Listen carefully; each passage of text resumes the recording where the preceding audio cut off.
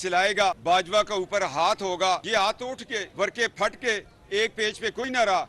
जब असल हकायक देखे तो ये लोग भाग गए। ये किसी जमात में नहीं खड़े हो सकते जनाब, ये नजरियाती लोग नहीं है। ये एक एजेंडा है भारत का कहें या इजराइल का कहें कि उन्होंने तैयार किया इमरान खान को कि इस मुल्क की तबाही में अपना हिस्सा डालो। मियाँ साहब के बगैर ये पाकिस्तान नहीं चलेगा। जब आप लोग ये सवाल करते हैं कि मियाँ साहब को वापस आना चाहिए, आपने कभी ये सोचा कि चलते हुए पाकिस्तान को गुलाम इसहाक ने फारग किया, मुशर्रफ ने मार्शल लॉ लगाया, बाजवे ने पस मंजर मार्शल लॉ लगाए रखा कि सियासी जमात का लीडर जावेद हाशमी आमरीत के खिलाफ 5 साल जेल काटता है, शहबाज शरीफ 2 साल जेल काटता है, शहबाज शरीफ अटक किला जिला वतनी फिर इस उम्र में आकर जेल काटता है, और इमरान खान जेल से भागा।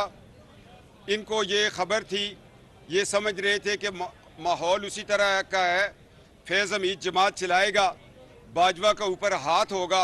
ये हाथ उठ के वर्के फट के एक पेज पे कोई ना रहा। जब असल हकायक देखे तो ये लोग भाग गए। ये किसी जमात में नहीं खड़े हो सकते जनाब, ये नजरियाती लोग नहीं है।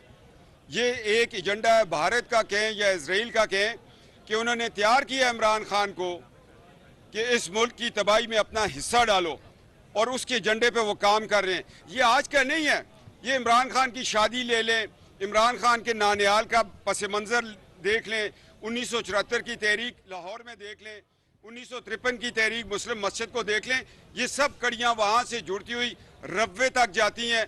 बाहर में बैठा हुआ यहूदी और पाकिस्तान में बैठा कादियानी इमरान खान के वो आगे कर रहा है ताकि ये मुल्क तबाह हो, मुआशी तौर पे तबाह हो, दफा को कमज़ोर किया जाए।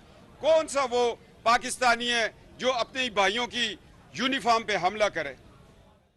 कैप्टन साहब ये भी बता दीजिएगा कि आप नहीं समझते कि मियाँ साहब को इस वक्त आगे पाकिस्तान तो भागदौड़ संभालनी चाहिए, जो मुल्क के हालात बने हुए हैं, जितनी कुर्बानी है उनकी, उन्हें फौरी आना चाहिए, क्या समझते हैं आप? मैं ये समझता हूँ कि मियाँ साहब के बगैर ये पाकिस्तान नहीं चल